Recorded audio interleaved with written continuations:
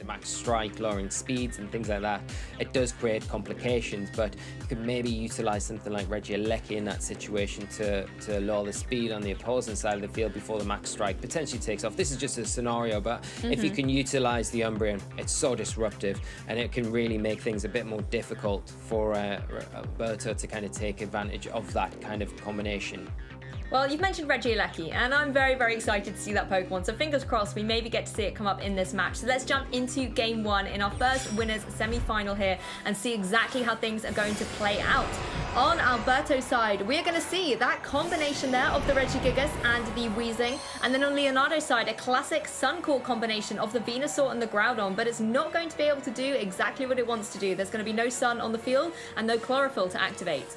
No, it's very difficult here because you kind of rely on the Venusaur being, you know, having that chlorophyll to be able to maybe threaten with sleep powders or just a big Gigantamax attack. And the Groudon here is susceptible to potentially Will-O-Wisps as well, that the Weezing is known to kind of carry. So you've got to be very careful here. It's a pretty easy turn for Alberto to just go click that Dynamax button with the Regigigas, go for that Max Strike, and then you've got a flurry of options here with the Weezing to maybe burn the Groudon or just go after the Venusaur with a Taunt. Yeah, and Regigigas has a nice kind of pool of moves that it can go for in terms of Max Strikes. So the Max Hailstorm as well, that can apply a lot of pressure to both of the opposing Pokemon on Leonardo's side. It's just going to be a protector from the Weezing, often is the main target, so that you can stop this nice synergy between the Regigigas and the Weezing straight away. And you can see the Max Hailstorm going straight down into that Venusaur with a critical hit as well. Going to take it down to its Focus Sash, but with the weather that's going to change out onto the field, with that hail, Venusaur will be leaving us at the end of the turn. Regigigas revealing its Life Orb there as well. I do think we just saw the Sleep Powder, however, go straight down into Regigigas, and something that you said earlier, Lee, is that Sleep could be critical, and being able to get that nice and early on is great for Leonardo, and pair it up with a Swords Dance as well when you're not going to be scared of a Weezing and Regigigas is asleep. It's perfect for Groudon here. Yeah, perfect turn here from Leonardo, approaching this in a way where he's saying, well, I can't really prevent what's happening right now, so let's try and get something out of this turn. I'm either going to get my Sleep Powder onto the Regigigas, or I'm going to be able to get my Swords Dance off. But by the Weezing protecting, because of the threat from the Groudon's Precipice Blades or Max Quake, of course, here, you know, it's give the opportunity to get the Sleep Powder off with the Sash, obviously, on the Venusaur, and then the Swords Dance as well. So kind of like a double whammy for Leonardo, setting himself up perfectly going into this next turn. So the Regigigas is definitely going to stay asleep this next turn, and the Weezing is going to be in a very awkward position because of the hail potentially chipping away at a potential Sash that could be on that Pokemon. Yeah, it does ground Alberto's strategy to a halt, really, because the Weezing as well, you know, it's not carrying anything like a Focus Sash, and so it's going to be taken down, particularly by this Swords Dance Groudon. If it wants to go for anything like a Max Quake, it's just going to be removed from the field straight away, and Regigigas then will lose the neutralizing gas support that it needs to be able to not have that slow start ability, and it's still just obviously taking its turn of sleep here as Groudon does go for that Max Quake. So going to be targeting right down into that vulnerable Weezing here, picking up the solid KO against it. So really great here for Groudon to be able to obviously boost up the defense as well, but just remove the neutralizing gas from play. It's exactly what the Groudon needs to be able to start steamrolling through Alberto's team. Yeah, and it's going to get access to its Drought ability now, so we'll see the Sun come onto the field, get rid of the hail that's currently in play. And also the interesting thing is, knowing that Alberto does have access to a Pokemon like the Shadow Rider Calyrex, getting that special defense boost already that we've seen players kind of fall back on for Groudon to kind of give it a bit more longevity against something so threatening is really helpful. And you couldn't ask for a better partner really right now than what the Groudon's got in that Umbreon. That is going to be a great Pokemon to have in front of this Shadow Rider Calyrex. Yeah, I was about to say, particularly when you see Calyrex Shadow Rider joining the field, having Umbreon there is fantastic. You can deal some good damage with the Snarls to start reducing that special attack and support the Groudon a little bit more. And Groudon as well, safe to keep going for those Max Quakes and boost up the special defense on Leonardo's side of the field. Yeah, and it's a really awkward position now for Alberto. You know, the Regigigas obviously has that slow start ability, and actually it's not going to be able to really do the damage or be as fast as you kind of want it to. It's a bit of a sitting duck almost here for the Groudon to potentially just attack into it for free. Wow, that is some big damage as it picks up the knockout and further boosts that special defense stat on the Groudon and the Umbreon. Yeah, the Swords Dance really paying off there for the Groudon, able to deal so much damage to the opposing side of the field. And see Regigigas is now going to get back to its normal size and roll right back into its Pokeball here. And Alberto now already down 2 Pokemon early on in this game 1. The Umbreon is going to go for that Snarl, does huge damage as it finds its mark onto that opposing Calyrex. One more Snarl will be able to finish it off, and I think critically reducing the special attack there just means that Umbreon and Groudon can breathe a little easier. I mean, you already saw how little damage the Astral Barrage did. It's now going to be dealing even lessly. Yeah, that's the problem. The Calyrex are normally one of those Pokemon we've seen throughout Players Cup 3 when it has made an appearance, how dominating it can be. But, you know, when you approach it like Leonardo has here, getting the special defense boosts up, utilizing things like Snarl, just really nullify its ability to actually function here. And it's going to be very difficult for Alberto to come back into this one, especially now with the -1 special attack on the Calyrex. And maybe Alberto's just using this time to really think about going into game 2, how he can readjust going into the next game to approach this matchup a little bit differently than he has done in this one. So we do see the Urshifu hit the field for him. Yeah, and Urshifu's a good Pokemon to counter something like the Umbreon. It can go for something like a powerful close combat here and deal a huge chunk of damage, but the other risk you have with going for something like close combat is all your defenses do drop down as well. So even though Groudon is, you know, Sword Stance up as well, it's going to be dealing a big amount of damage. Urshifu will be leaving itself really vulnerable to anything, even potentially something that Umbreon can try and finish up with. It's going to be another Astral Barrage though, targeting down into Leonardo's side, and Urshifu is going to be able to go for that close combat directly into the Umbreon, able to hang on 9 HP though, so going to be able to survive such a big attack and can now threaten to try and get that KO against the Calyrex as well with potentially another Snarl. Groudon going to go for that Max Quake, going to be targeting straight down into the Calyrex, just removing it straight away from the field, leaving Umbreon free to be able to target down against this opposing Urshifu. Yeah, and just removing the big kind of threat there in the Calyrex and leaving the Urshifu to just clean up now. You know, the Groudon, one of those Pokemon we've already seen its defensive capabilities, so going to be able to deal with the Urshifu pretty effectively. The Umbreon survival there is really nice, just being able to maybe break a potential Focus Sash that's on the Pokemon, making it a bit easier to kind of finish up this match for Leonardo. But masterfully done here, you know, by Leonardo, and a really awkward, you know, matchup here where you don't like seeing Pokemon like Regigigas and Weezing because it's so disruptive because of the neutralizing gas, but really taking advantage of the turns that he's had and making that really count in the rest of this match, and really difficult for Alberto to kind of get a hold on. Yeah, and it was you see the game's just been wrapped up there by Leonardo. Nothing to comment on that last turn. I think he's got a better chance of kind of tying this matchup to take it to a game 3.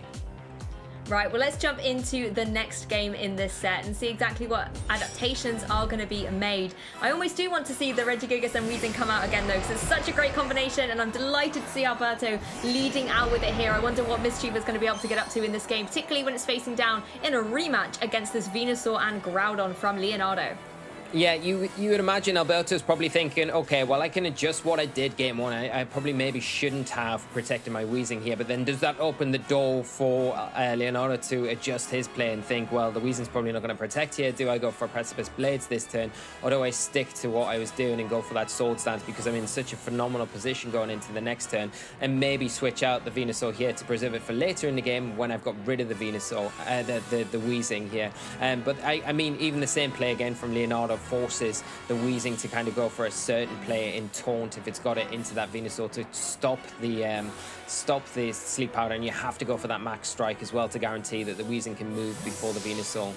That's the thing, the speeds are all very interesting here, because the Weezing, if it isn't able to get that Taunt off, will be able to utilize and outspeed the Pokemon on Leonardo's side. That Groudon can just go for the Precipice Blades and pick up a KO against it. We know that obviously it's not levitating and it doesn't have a Focus Sash. A Precipice Blades is really going to hurt into that Weezing slot. But no surprises here. Alberto going to be Dynamaxing up the Regigigas, going to make full use of its potential here, being able to suppress its slow start ability so that it's able to have that speed and attack that it wants to have, particularly when you pair it up with something like the Life Orb. It is amazing in Dynamax, but Leonardo going to be able to match that as well, Dynamaxing up the Groudon.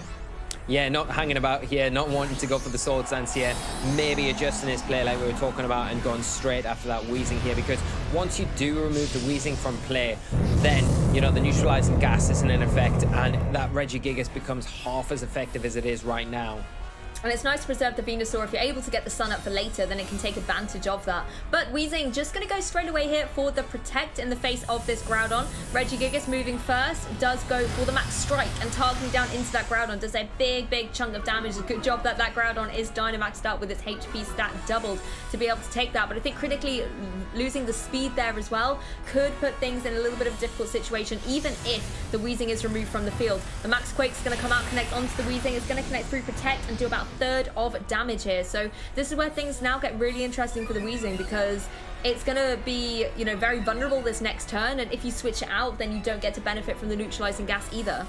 Yeah, that's the problem here, you know. We don't know what item the Weezing's got at the minute, though, so it could be carrying something like a Shuka Berry as well, which would reduce the damage from the Groudon, and especially now that it hasn't had the Swords Dance kind of boost, it's probably going to be able to take a Max Quake, even with the damage that it's already taken. But you're right, Lou, you're in a precarious position where you don't really want to lose Weezing just yet, but you can see the damage that this Regigigas is doing to the Groudon as well, and the speed drops are useful. Of course, that is making things in life a bit easier for the Weezing here, especially if you've got something like Will-O-Wisp that you want to go into that Groudon with this next turn.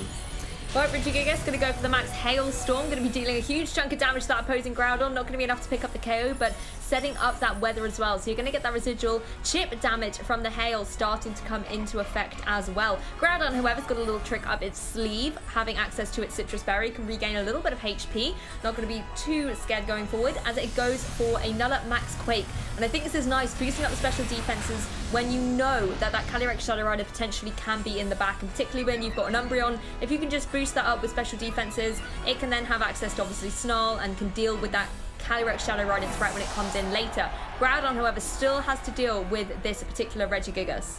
Yeah, and that's the problem. It's taken so much damage in the process of dealing with the Weezing here that it's going to be difficult to deal with the Regigigas. It's not taking too much damage so far, but you can see the utility here of that Umbreon really coming into play with that Yawn onto the Regigigas now, which is going to mean that Alberto has to either switch it out the next turn or let it go to sleep.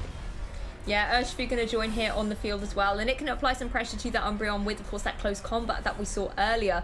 The interesting thing to, of course, remember that the Groudon and the Umbreon have taken that speed drop as well, so Urshifu going to be able to outspeed here on the field, and it goes straight away for that close combat into the Umbreon. It is going to be able to survive. We did get to see that earlier, but maybe if this Regigigas, when it's able to move, is able to try and double up into it, it's going to be able to try and get the KO against it. Groudon, however, just sticking once again with these Max Quakes, boosting up now to +3 special defense and dealing a decent chunk to the Regigigas. This is, of course, the last turn of Dynamax for both of our players as well.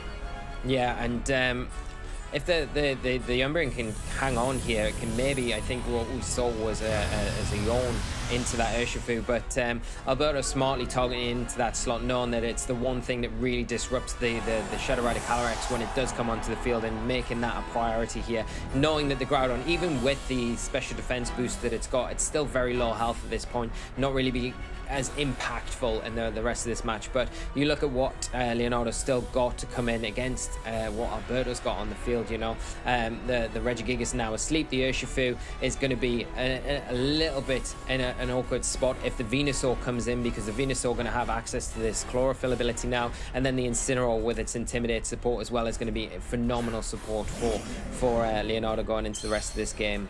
Yeah, that's the thing. Decisions. Do you want to use your Venusaur to, you know, utilize the sun on the field and be really speedy, or do you want that Intimidate being thrown down against the opposing Urshifu? And also, of course, having that Fake Out. We know that the Urshifu is carrying the Focus Sash, so being able to kind of get rid of that problem early on with something like a Fake Out could be really, really nice. But again, Urshifu's got to worry about those close combats because they're still going to hurt. Yeah, that's a big thing, you know. The close combat, it is -1, but they're not something you can just ignore. They will be doing big, significant damage. And, you know, the Wicked Blow as well, if Urshifu decides to go for that onto the Groudon, then, you know, it's not really going to mind about the Intimidate, because it kind of negates that with the critical hit that move always kind of carries. So you're in a position where you can get possibly rid of the Groudon here if you are Alberto and don't really mind about the Regigigas on the field. just going straight up for the protect here, knowing that a fake out could be coming into that slot. And I believe that was exactly what we saw there. Regigigas still going to be taking a little bit of a nap and going through another sleep turn here as Groudon goes for the Precipice Blades. I believe that was, yes, and going to be able to find its mark onto the sleeping Regigigas here. And although Alberto does lose a Pokemon, Regigigas really wasn't doing a lot for him at this stage. You know, it's asleep, it's got slow start. It's kind of not the best Pokemon to have on the battlefield at the moment. So having the option to bring in that Calyrex from the back could be a good strategy for him here, but the problem is you're facing down against an Incineroar. That's a little bit of a problem. Yeah, but you do have the Urshifu that kind of helps with that matchup. In all honesty, you know, it has to protect this turn. And the one thing about Urshifu is it does have really good defense stats, so it will be able to take attacks from the Groudon pretty well. But do you risk a turn where you maybe protect your Calyrex to get rid of the Groudon and then allow maybe the Venusaur to come in, or do you target down into the Incineroar knowing that if once I get rid of the Incineroar, then Calyrex is going to have a way easier time knowing that Pokemon has left the field? But like you've already mentioned in previous turns where you use close combat, you are reducing your defense capabilities if you are Urshifu, so it is risky, and especially as Incineroar does have the sun kind of boosting it here, it will be able to do some big damage in return to the Urshifu and probably survive a close combat at this point with the Intimidate when you factor that in. Well, the clock ticking down there as Calyrex goes for the Astral Barrage. Going to be able to connect on both these Pokemon, and we'll try and get a KO on Groudon, but all of those special defense boosts really paying off there for the Groudon, able to survive. Incineroar also able to survive the double up there from the close combat, and this is where now Urshifu is sitting very, very vulnerable as well. Incineroar is going to go for the Darkest Lariat, going to be able to target down into that opposing Urshifu to critically, I think, break the focus sash here. That's exactly what Leonardo needs, so that if Groudon's able to find its mark, but it's not. It was going to try and get the KO against it. Instead, Calyrex is going to be the only one taking damage from Groudon. But I mean, look at those special defense boosts paying off, Lee. Yeah, that's a huge survival there. Just unfortunate that, you know, Leonardo wasn't really able to capitalize a bit more there with the Precipice Blades, especially onto the Urshifu. But unfortunate that it did miss, but that's one of the drawbacks with this double target attack. Yeah, another Astral Barrage is going to be able to come off, though, and find its mark. And this time, get the double KO thanks to the low HP of both of Leonardo's Pokemon here. And now Leonardo's in a situation where there's only the Venusaur hanging out in the back. Yeah, and unfortunately, the Chlorophyll, you know, ability will still be intact. So it will be faster than everything on Alberto's side of the field. But the problem with Venusaur is, the sun actually ends here, so that Chlorophyll ability will not be intact. And that kind of wraps up the game because it's going to be very difficult. One of the things I was going to say is even if it was intact, you know, you've only got access to single target attacks here, and you're facing down against two very powerful Pokemon. Yeah, I mean, things could have been very different here if that Precipice Blades had maybe connected onto that opposing Urshifu. I believe it was at -2 defense thanks to the two close combats. So it could possibly have picked up the KO against it. I know it has good defenses, but certainly being at -2 doesn't sit you in good stead. And then bringing in your Venusaur, even if the Calyrex obviously was able to get the double KO. If Leonardo does switch things up, maybe in that regard to have something that kind of better suits the Urshifu matchup. Well, let's find out. Let's jump into Game 3 and see exactly who's going to be victorious in this winners semi-final match. We're going to be jumping into Game 3, and once again, Weezing and Regigigas, that classic combination, jumping out there for Alberto, and Leonardo sticking with the same thing as well. We've got Venusaur and Groudon on the field once again. Yeah, same leads as we've had before, and you know, this is where the real mind games go. Do you go for the Sleep Powder now? Do you go for the Max Strike if you're Alberto to potentially try and get a taunt off into the potential Venusaur? There's a lot of mind games going on, or do you just protect your Weezing as before? Does Leonardo revert back to what he did in Game 1? It really worked out for him, didn't it? Yeah, so many different options, and like you said, Lee, the mind games are going to be real coming into this Game 3. What strategy our opponents are going to go for here. But I see a Dynamax Regigigas, and I think this is always the great strategy to go for with this core, because you just want to utilize it as quickly and as effectively as you can, while Weezing is still going to be able to be on the battlefield. However, once again, Leonardo going to be able to utilize the Dynamax of his very own as well. So we're not going to be seeing anything too unsurprising here. It's going to be the Dynamax Groudon once again. So not going to be the Venusaur, no Swords dancing from the Groudon, but just being able to apply that offensive pressure once again with those max Quakes dealing so much damage and really threatening against that Weezing on the opposing side of the field. Weezing, however, is once again going to be protecting, so if it is a Max Quake in its direction, we know that it's going to be able to survive, but this again leaves the Regigigas so vulnerable to taking a potential sleep here from the Sleep Powder. The Max Hailstorm actually targeting down into that Groudon, doing the super effective damage straight away. I think Alberto, knowing that Groudon gave him so much trouble previously, it's just good to try and move that Pokemon. But Venusaur is then super free to go for that Sleep Powder and put that Regigigas to sleep once again. Yeah, you know, the Leonardo not making the mistake like he did in Game 2 and switching the Venusaur out, keeping it on the field, utilizing it and using it for the reason why it's there, to get a Sleep Powder off into this Regigigas that worked out so well in that Game 1. And now you can see the Regigigas is really going to struggle again in this game, and as well as the Weezing, because now you haven't got the Max Strike, the speed stats haven't changed at all over the board, and the Weezing now in a really precarious position where it's really threatened by a Max Quake from this Groudon going into the next turn, and Leonardo pretty much free to do what he wants this, you know, go for another Max Quake, keep Venusaur on the field, or maybe even switch it out, because you've got that guaranteed sleep turn from the Regigigas here. And do you, if you are Alberto, do you switch out the Weezing and maybe try and preserve it for later on in this game to continually disrupt and try and disrupt these abilities on Leonardo's side? Oh, the Weezing trying to get the double protect there, but unfortunately has failed. So Venusaur is free to just target it down with an Earth Power. Not going to be able to pick up the KO against it though, and will be able to activate its Aguave Berry, so it's going to be able to regain some HP here. But if there is another Max move coming out from the Groudon into their slot, I think it's going to be in vain. It's going to be the Max Quake and targeting right down. So just in case, as we saw, that the Earth Power wasn't going to be enough to pick up the KO, the Max Quake going to be able to finish the job. But I really like that play because it guarantees that you get rid of the Weezing, and hey, if the Venusaur was able to get the KO against it, the Max Quake just redirects into the Regigigas and still deals really decent damage. Yeah, like you say, a really nice way to get the most out of your moves there, and especially if the Weezing did switch out in that situation, you're getting all the damage necessary onto whatever switches in, which is potentially Urshifu or the Shadow Rider Calyrex. But yeah, if you do knock out the Weezing in that scenario, you get some nice damage onto the Regigigas. And now the Regigigas has spent its one turn sleeping, so it can potentially wake up this next turn, but without the neutralizing gas, it is nowhere near as effective with that slow start ability as it would be without it. And the Calyrex coming in obviously does threaten the Groudon and the Venusaur with potentially Ghost and Psychic type attacks, but with the special defense boosts that the Groudon's already got under its belt, as well as the Venusaur, you know, and now the Sun in effect, the Calyrex is in an awkward position where it is susceptible to Sleep Powder, so you may see Alberto potentially try and protect it this turn.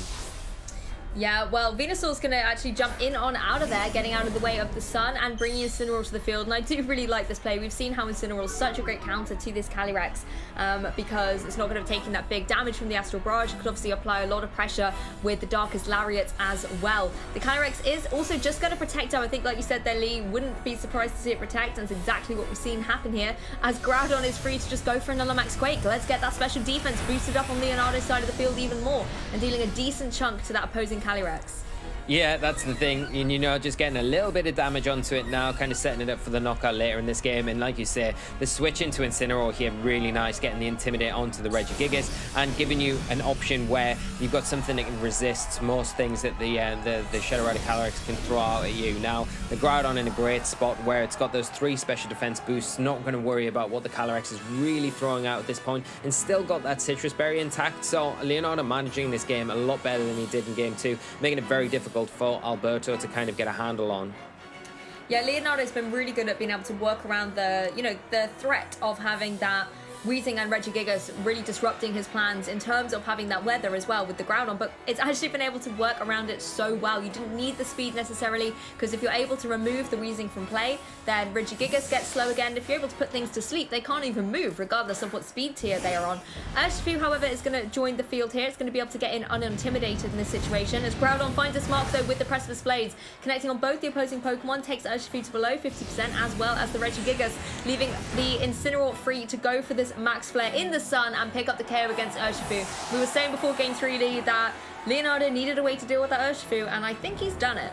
Yeah, he's found the formula for getting rid of it and making quick work of it here, and Alberto getting very punished for the switch in there, trying to preserve his Calyrex for later in this game, and unfortunately the Regigigas stays asleep for another turn, as we've only got that and the Shadow Rider Calyrex left on the field for Alberto. I mean, yes, the Shadow Rider Calyrex is really great offensively, but Groudon has all these boosts and it's got a lot more HP than it did previously. So we know that unless there's going to be some kind of critical hit coming in here to deal more damage, it's going to be able to take these really nicely. And as long as those Precipice Blades do keep finding their mark, there's not really a lot that Calyrex can do here, particularly when that Incineroar is free to just follow up with, you know, any kind of damage at this stage. The Flare Blitzers as well in the sun, being able to utilize that weather. The Regigigas, however, wakes up and protects, as does the Calyrex, so going to be no damage being dealt out on this side of the field. Maybe just trying to stall out the sun turns by another turn.